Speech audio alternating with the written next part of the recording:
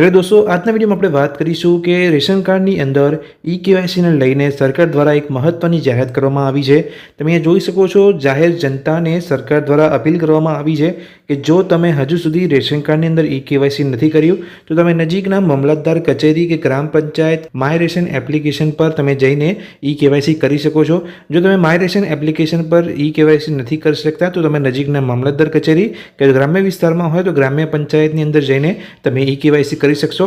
અને સરકાર દ્વારા એક બીજી બી જાહેરાત કરવામાં આવી છે કે જે પણ વિદ્યાર્થીઓને શિષ્યવૃત્તિ માટે ઈ-કેવાયસી કરવાનું હતું તે હવે ફરજિયાત નથી. સરકારે આ બાબતને લઈને એક મહત્ત્વની જાહેરાત કરી છે.